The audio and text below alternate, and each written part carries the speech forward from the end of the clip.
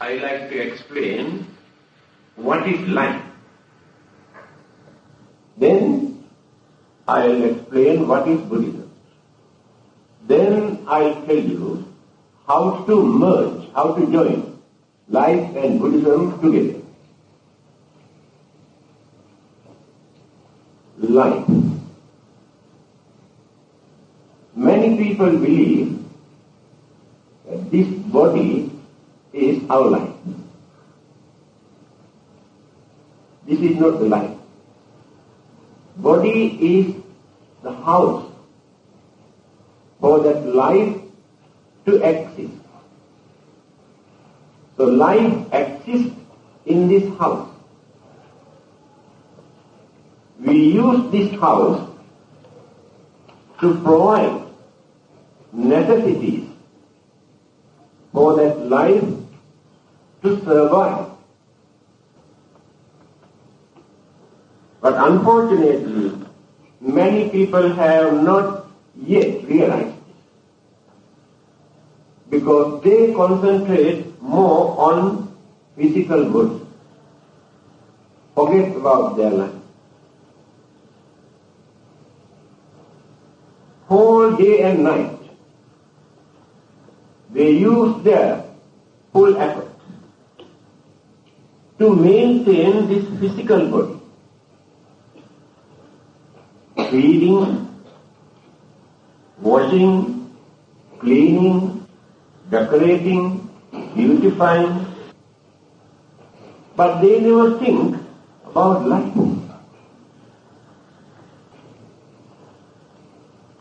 But we have to think about life also.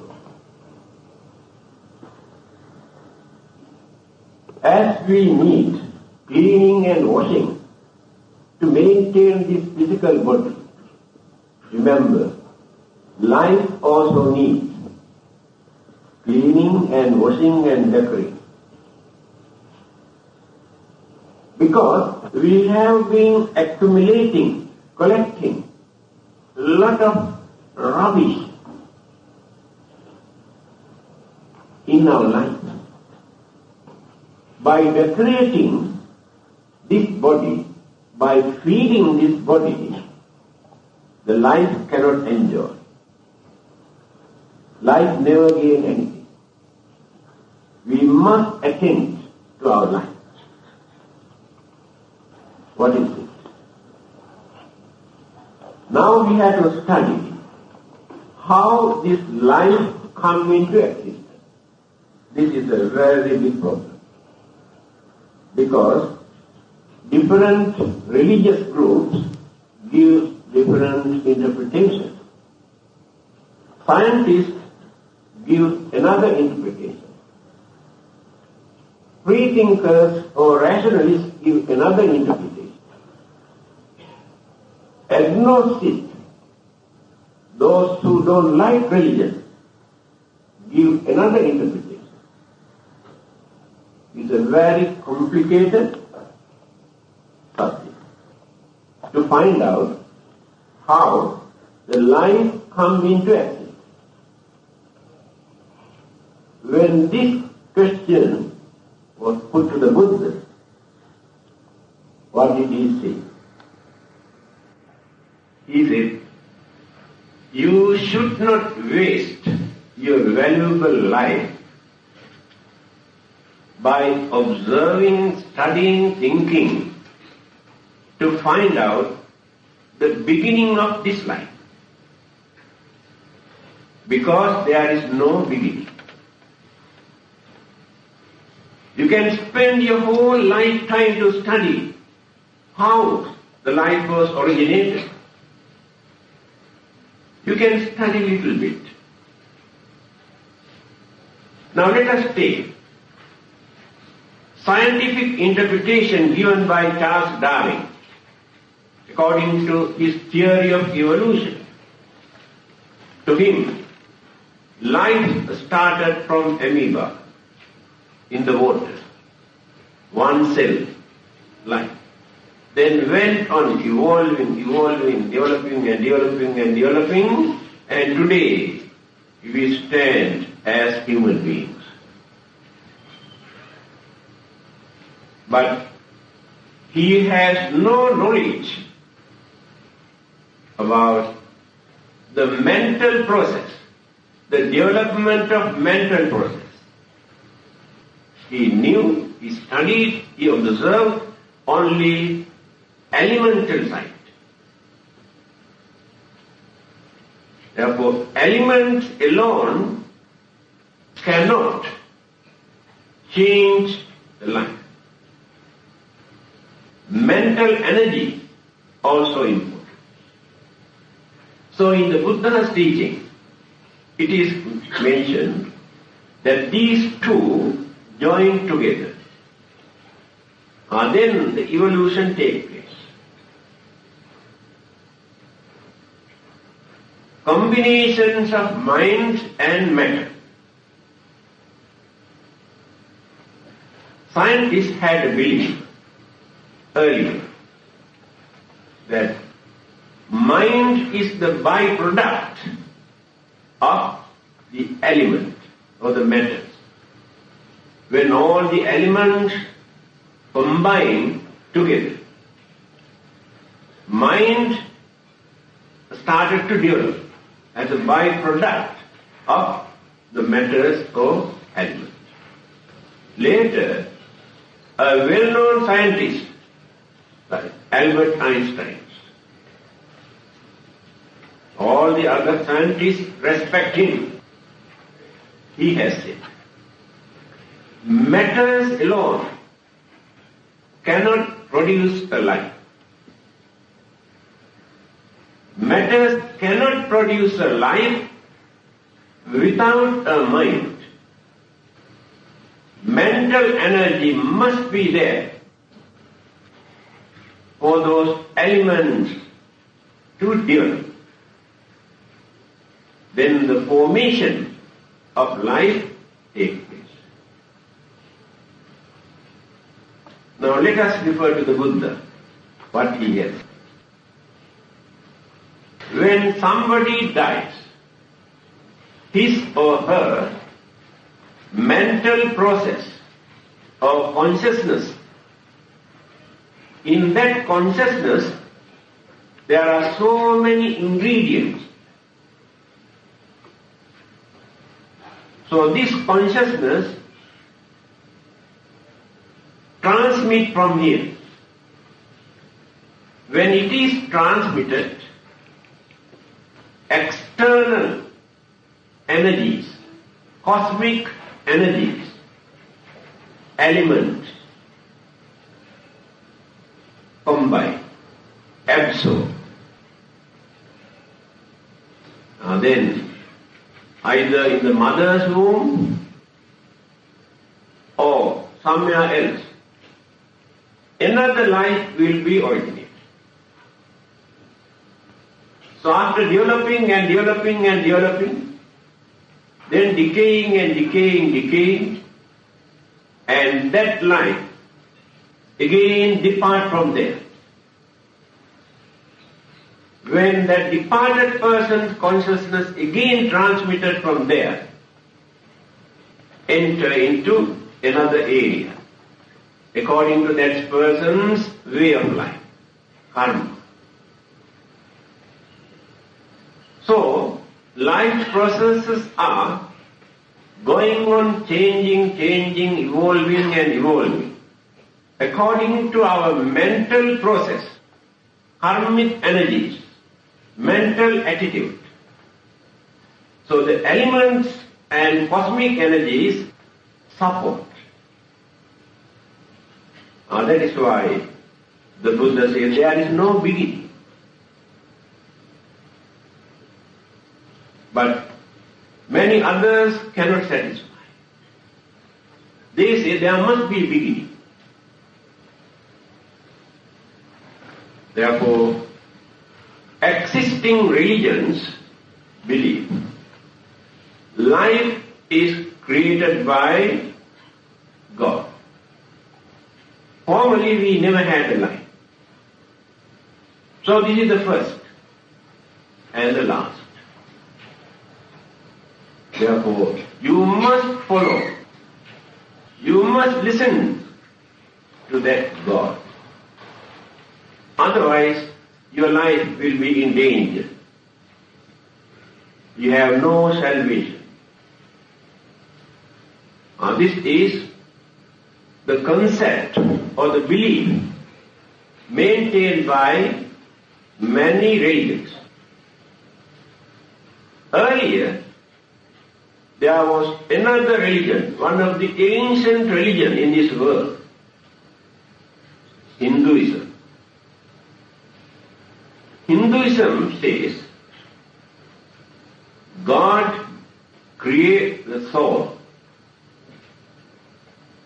and this soul goes down, going on entering into the plants and animals, and slowly went on developing and developing and developing. The shape of human beings come into existence later. This is slightly different. But according to other religions, this human life is created by God at once. Many other rationalists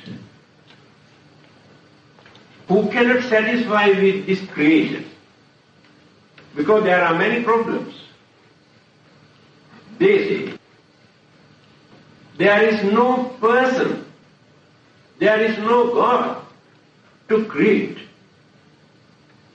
But here in this universe, there is something which is called universal consciousness. That is intelligent force. So all these living beings, all these matters, particles here in this world are the unit derived from the universal consciousness, especially living beings. After they are dead, the same universal consciousness absorbs, and then it will become eternal or immortal existence. Those who do not believe in God maintain this belief. Some others, many scientists who do not believe in God or universal consciousness, says, actually, there is no plan. This is the coincident. Accidentally, when certain elements and energies join together, the life comes into existence. Remain for a certain period, experience pain and pleasure, and again dissolve, disintegrate. After that, there is nothing. And this belief was there even in India during the Buddha's time. It's a well-known saying in Sanskrit language.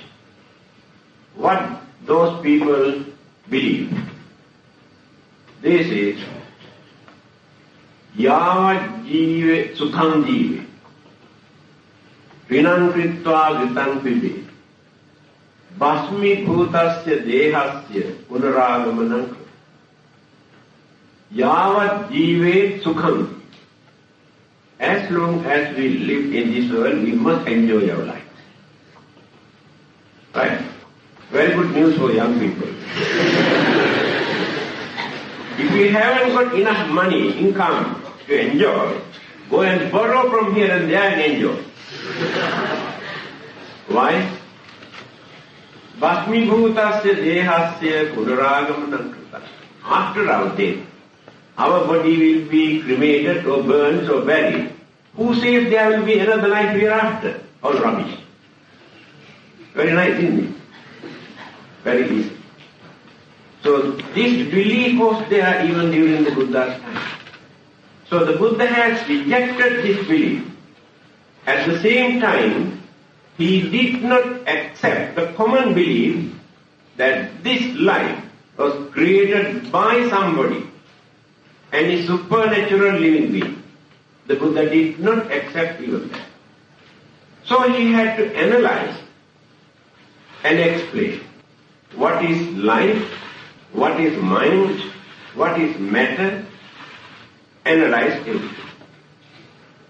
Then, according to him, just now I mentioned, there are numerous, endless, infinite. Universes are infinite, no end. We do not know actually the real nature of this globe where we exist. Our knowledge is very, very poor. And what do we know about universes? Not only one universe. In the Buddha's teaching, it is mentioned, there are thousands of suns, thousands of moons. People laughed at him when he said like this. There were thousands. And today, astronomers, those who have studied, found out there are so many suns, so many moons. But they had only very limited knowledge to understand. So, not knowing the real nature of the universes, thinking that this is the only world where living being exists, we maintain such belief that this life is at once created by someone and after our death, again, very big controversy. What will happen to us after our death? One group says, after our death, there's only heaven or hell. In between there is nothing. But some others say, why only heaven and hell? There are so many other planes of existence where living beings exist.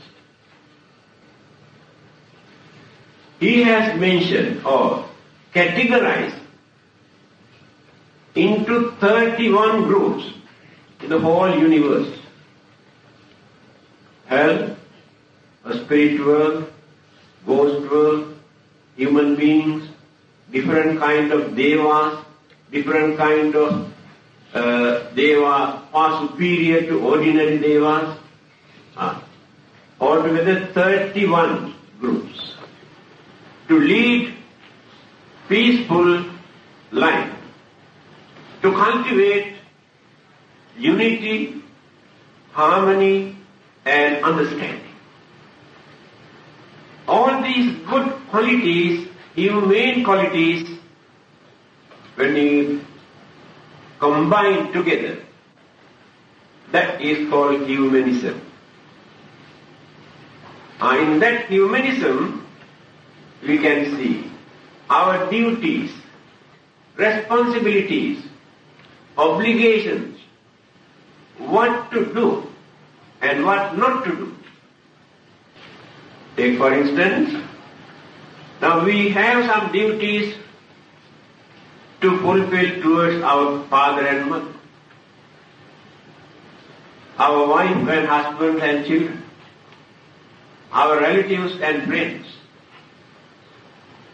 our country and the nation and the government. All these are under humanism. Later, they have developed this concept of God. Then they invited God into humanism. Later, this became a religion. At the beginning, there was no religion.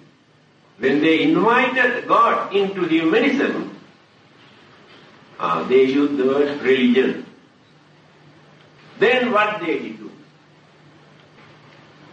They introduce all these good qualities and virtues and knowledge and wisdom as it is given by the God.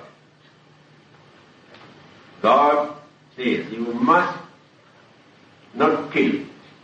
God says you should not steal. God says you should not commit adultery. Thou shalt not kill. Thou shalt not steal. Thou shalt not came from God. But before they invite the God, they knew these things are wrong. Why it is necessary for them to introduce this? They knew. Without introducing in this way, people do not listen. They do not pay attention. To create fear in their mind, because this order, this law, this commandment was given by the God. If you violate this, if you break this, God will punish you. Then it is. Otherwise you will never observe it. Because they knew your mind. By thinking only about the punishment of God, they say, oh, we cannot do this, God will punish. This is more children's language. Again, when they knew that human beings are very selfish, then they introduced, you must do some service to others. You must contribute something for the welfare and benefit of others. Don't be stingy. If you do that, the God will reward you. Oh yes, very good. God will reward us. Then you start to do something. Otherwise, nothing to do. Now you can understand. This concept of God, belief in God is very important at the beginning for people to keep away from bad things and to do some service to others. But today, there are many people who realize it is their duty, not necessary to get order from heaven, not to do all these things and to do your responsibilities and duties. Then come to the Buddha. He did not adopt this technique. He did not want to create fear in your mind, saying if you violate, if you break any of those precepts, Buddhist principles, the Buddha will punish you. The God will punish you. There is no such thing in Buddhism. Again, he has never said, if you do all these good deeds, the Buddha will reward you. Buddha come and take you to heaven, take you to Nirvana. What he did, he tried to make us to understand why should we keep away from bad things. Why should we do certain good deeds? Example, if you cannot understand, take only one. If killing is bad, if you cannot understand why it is bad, then think in this way. When another person comes and tries to kill you, how do you feel? Nice?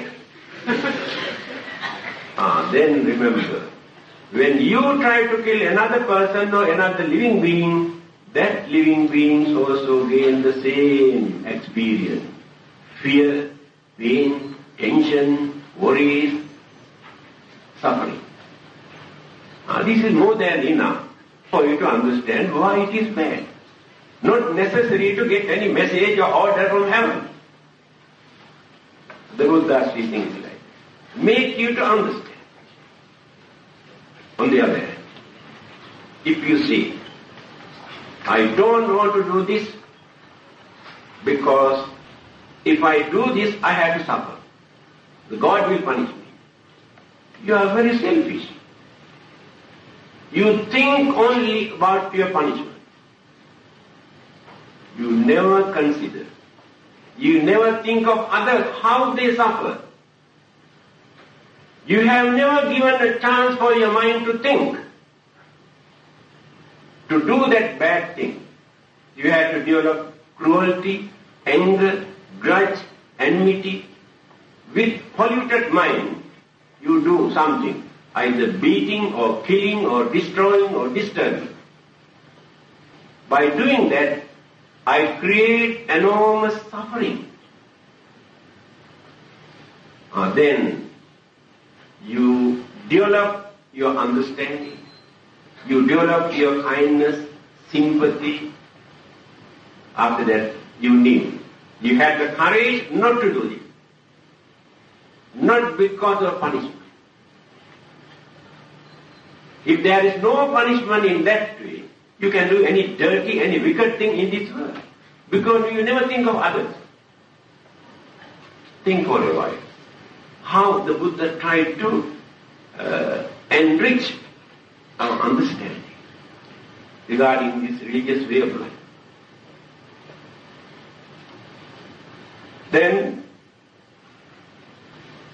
we must try to understand how to make use this valuable human life. When I say this valuable human life, I have been talking, praising, appreciating human life, human values. Yesterday, when I was reading an article written by Bertrand Russell, a Western philosopher, who had no religion, who hates religion, every religion. He says, religions have done more harm than good to mankind, he says. Not me. When you observe very carefully, he is right. It is not religion. Those who handle those religious authorities created enormous sufferings, disturbances, discrimination, hostilities because of this religion. Those cunning people, selfish people who handle religions create all these discriminations, but not religion. Every religion is good. Even Buddhism. In the name of the Buddha, by selling the name of the Buddha, what people are doing?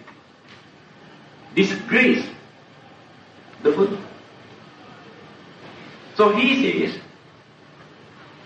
we always praise human beings. In fact, according to my observation, there is no ground whatsoever for me to tell that human life is more valuable or more important than other living beings. I got a shock. Then I also started to think. Then he says, look at those animals and other living beings. They kill, they destroy only very limited number of living beings for their survival, for their living. Otherwise, they don't disturb, allow them to live peacefully. This word, human or manusya, Pali and Sanskrit word, manusya, beautiful word. One who got a mind to think, to understand, to analyze, to reason out, that living being is called manusya. Now here the value of human life is there. But we are abusing this because of our selfishness, because of our craving. That is why the Buddha started from craving. He said, craving is the main cause of all our sufferings and worries and disturbances. When that craving is no more, more sufferings, no more worries, no more disturbance. Now you can understand what the Buddha said is true.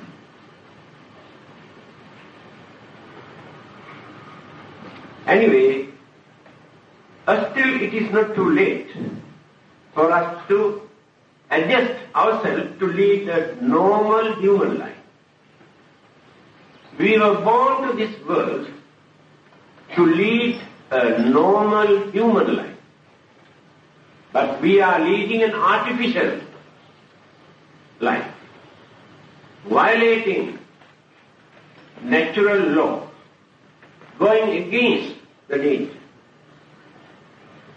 violating basic principles, human qualities, insulting, abusing human intelligence because of the ignorance and greed. Religion is needed here now. Why? Scientific discoveries or technology, academic knowledge, or worldly knowledge cannot train, discipline human mind, become more crazy. Let us take atom, discovered by the scientists.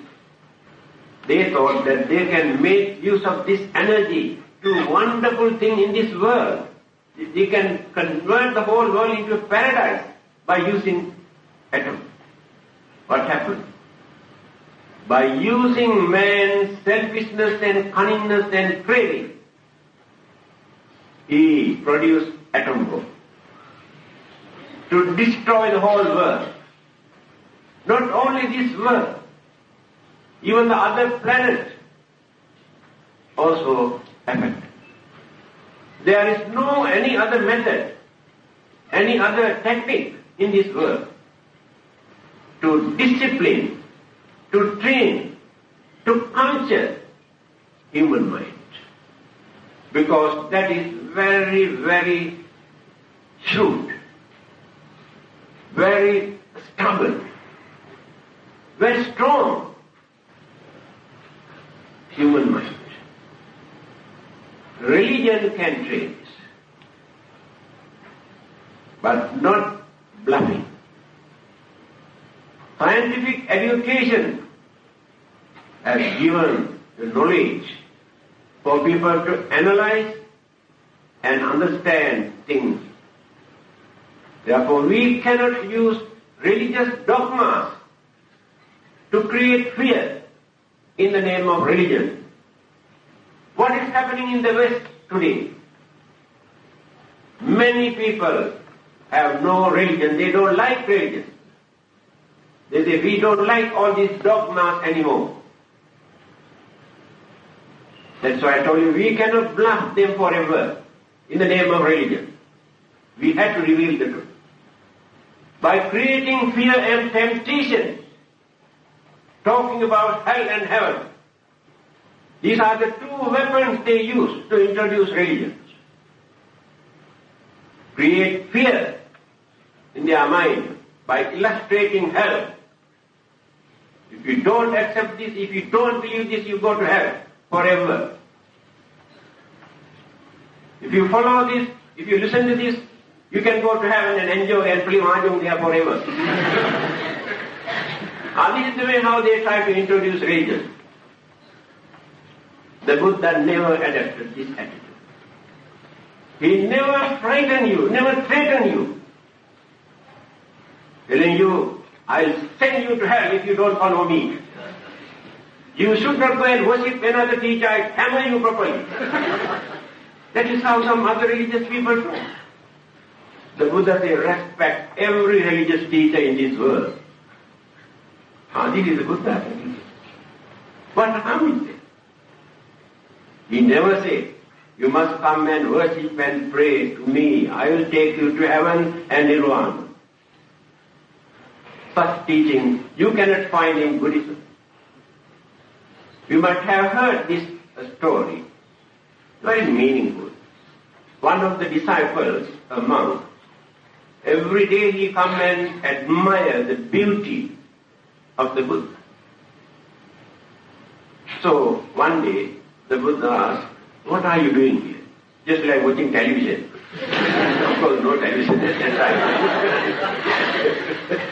Then he said, "Sir, when I look at your face, so serene, your complexion, your features, and serenity and beauty, I really enjoy."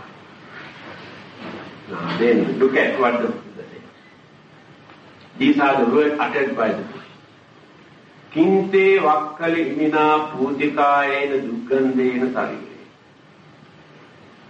What do you gain by watching this dirty, ugly, filthy, impermanent physical Buddha? Referring to his physical body. Because the body is body. Your body and my body and Buddha's body makes no difference. You must go and kiss the Buddha's body. Sometimes very bad smell comes from his body. And he also goes to toilet. We think the Buddha's body is holy and sacred and very nice fragrance come from the body. So we go and worship. Then the Buddha says, "Yo dhammang passati, so mang passati." One who sees my Dhamma taught by me, he can see the Buddha. You understand? So the Buddha is not in this physical body. But when you study what the Buddha said, how he advised us, and how he has shown his supreme knowledge and wisdom and purity and understanding, then we create the real Buddha in our mind. That is what he says, "Yo dhammang passati." One who sees the Dhamma taught by me sees the real Buddha. This is the nature of the Buddha. He never said, "Always come and worship me, pray." Instead of worshipping and praying, you must go and try to control your mind, train your mind. Then Buddha appreciates it. Alright, now, without going to deeper aspect, I try to explain the nature of our life. There are many more things to explain. Now let us come to Buddhism. What is Buddhism? In spite of various other religions,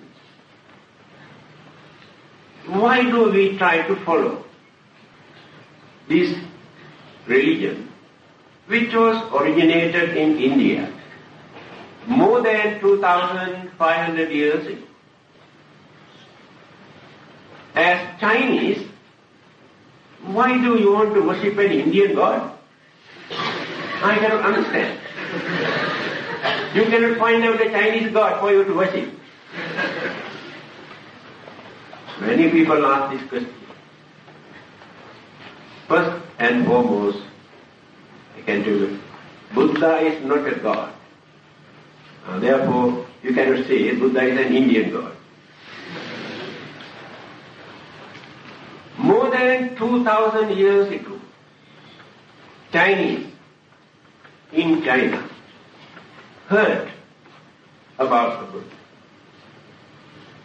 They knew wisdom, real wisdom, enlightenment appeared in India. So they have taken the trouble to send pilgrims to India few hundred years after the Buddha to study what the Buddha taught, to find out the nature of this religious way of life. They have done this on many occasions. After studying this religion, staying there many years, they have returned. They have gone there at the risk of their life at that time, from China to India, distant, desert, jungles. Many of them died on the way. So they wholeheartedly accepted this religion, which was originated in India. Because the Buddha's message is not for Indians. Remember, that is a message for the whole mankind. Universal values you can find in the Buddha. There's nobody in this world who can say, oh, this teaching is good for Indians, only in India. What happened? They had two religious beliefs in China. But they found out there are many more new concepts in the Buddha's teaching which they could not find out in Taoism or Confucianism. The scholars do not regard these two things as religions. Karma, cause and effect, rebirth, they have never heard anything. They learned these things from Buddhism. And there were many new concepts that they never heard earlier. That is why at once they accepted. Later, Buddhism became a major religion in China. After that, they introduced the other part of the world. So what is Buddhism? Just now I told you, Buddha's message is universal message. If anybody asks this question, what is Buddhism? Very easily you can give the answer. Remember, he says, Sabba Papasya Akarana. Try to keep away from bad deeds. So not only for Indians. Kusalasya Upasampada. Do good deeds or do some service to others. Sachitta Pariyodapana. Try to train and try to purify your own mind. Etam Buddhanusasana. This is the message of every Buddha. That means many Buddhas appeared earlier. From time to time, there will be many more. But all those Buddhas give the same message. They have no different doctrine, different message. That is why they are known as Buddha. Now, this is the answer. People say it is very difficult to study Buddhism. This is Buddhism. Don't do bad things, do good things, and try to train and purify your mind. That is Buddhism. Is there anything else? Have you heard anything else besides these three things? When we analyze these three items, there will be thousands and thousands of various items related to these three. What are the bad deeds? Are then analyzed. What are the good deeds? Analyzed. What is the mind that we are going to train and purify? How to purify this mind? What is the method? Then you can understand. When you enlarge these three lines. Now here, belief in God, belief in the Buddha, praying and worshipping to anybody, offerings and performing religious rites and rituals are not there. The Buddha was not interested in all those. To him, religion means keep away from bad things, do good things, maintain healthy mind, then religious way of life. Now easy to understand, isn't it? No difference. What are the bad things? To do bad things, we had to create bad thoughts in the mind. There must be either craving or selfishness or anger or jealousy or enmity or misunderstanding. There must be some sort of evil thoughts in the mind. Then we do bad with that polluted mind. Then it will become bad karma. We commit bad karma if we do bad things with polluted mind. Then can arise. To do good things, we have to create good thoughts. There must be kindness, compassion, sympathy, understanding, cooperation, harmony. By cultivating all these good qualities, we do some service to others. Then it will become good karma. This is the nature of bad karma and good karma. Accidentally, that means unintentionally, without creating an idea in our mind that we want to do this. So accidentally, we do certain bad things. They are not under this category because we have not polluted our mind. Accidentally, we do some service to others also.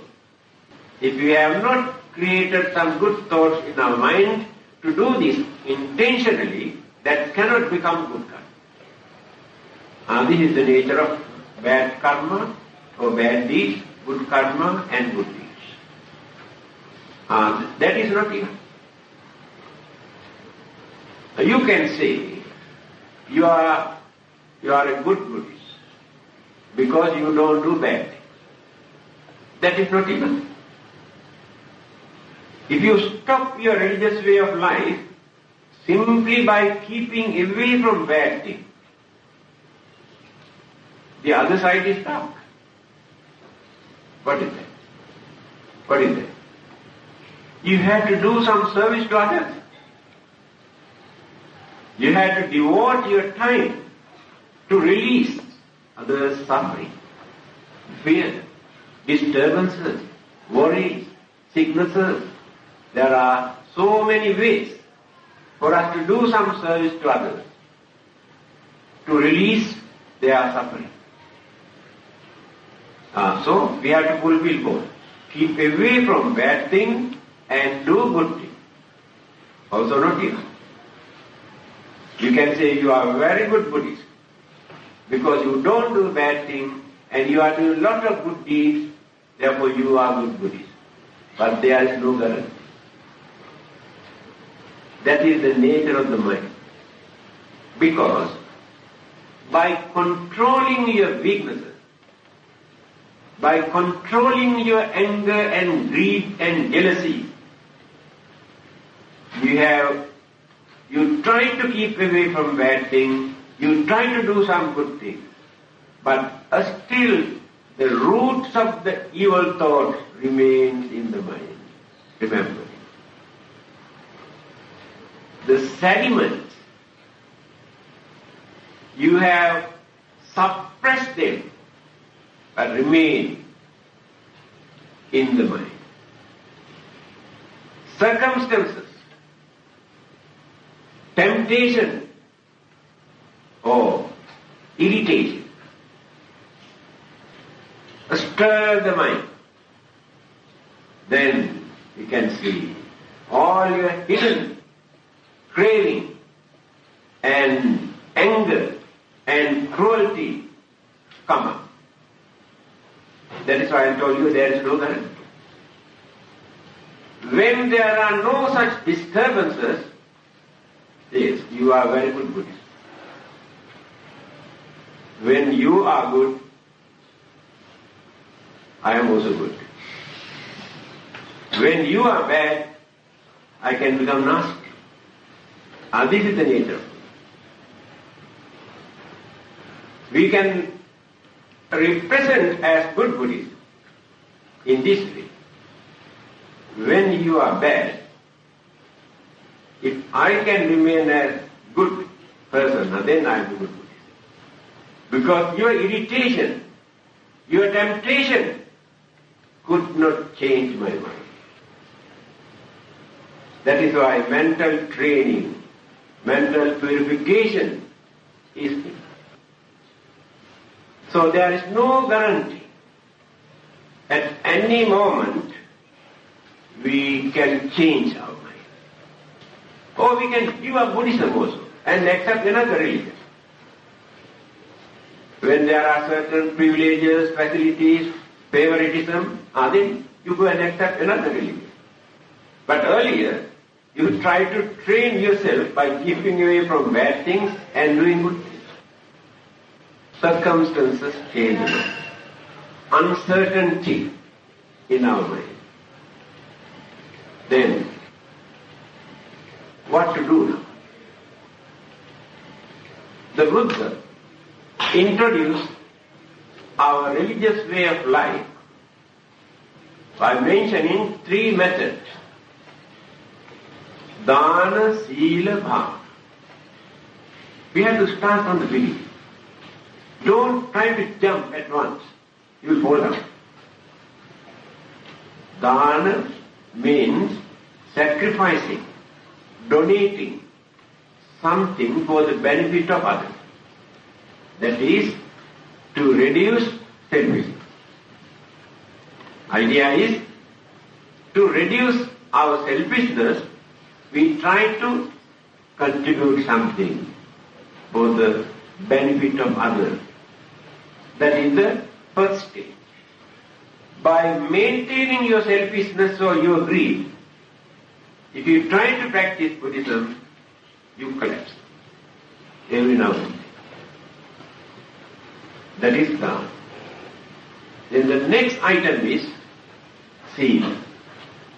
Sila means discipline. What is discipline? By nature, we are used to do bad things. Yes, it is true. Small children very easily learn bad things. Not necessary to send to school or give private tuition to learn bad things. Very easy, they learn all the dirty things in this world. That means our minds are used to it. We have been doing this life after life. Mind is used. That is why we had to struggle, use full effort not to do bad things. To do good thing is not very difficult. But not to do bad thing is very difficult. You know that? You try and see. Very easily you can do some good thing. But not to do a bad thing, not so easy. So that means you are used to do bad things. That's why religion is serious here. Now, Sila means we try to discipline that mind, train this mind to uphold certain principles, certain qualities, certain virtues. Then we culture our mind. At the moment, actually, our minds are very uncultured. After training, by observing these religious principles, then the last step, bhavana, meditation. We cannot meditate without reducing selfishness, without training our mind, because the mind is very wild, worse than wild animal. When the mind is tamed, then we can concentrate. We can contemplate. We can focus our mind towards a particular object, then go on training and training and training and training. So when we train the mind, what we do actually, all the dirt we have collected life after life, layer upon layer in our mind, we cleanse it. The meditation is to cleanse the mind, reduce the dirt we have accumulated. Go on cleaning and cleaning and reducing and reducing and reducing. Then the evil thoughts that naturally appear in our mind, such as anger or jealousy or grudge and enmity, also go down and down and down and down. This is the technique introduced by the Buddha for us to train the mind. When the mind becomes pure, completely purified, then we gain wisdom. Otherwise we never gain wisdom, enlightenment. Knowledge is not wisdom. You can learn everything under the sun and the moon. You have wonderful knowledge about the world and the universe and languages and science and technology and everything. But still you have no wisdom. You are intellectual fools. That means no wisdom. But your intellect is very high. If you want to become intellectual giant, you have to purify the mind. Then you gain conviction, determination, confidence, understanding. Not necessary to think deeply, because you have removed all the dark clouds from your mind. Now we have to think very deeply to understand something. Mind is not clear. So many obstructions, hindrances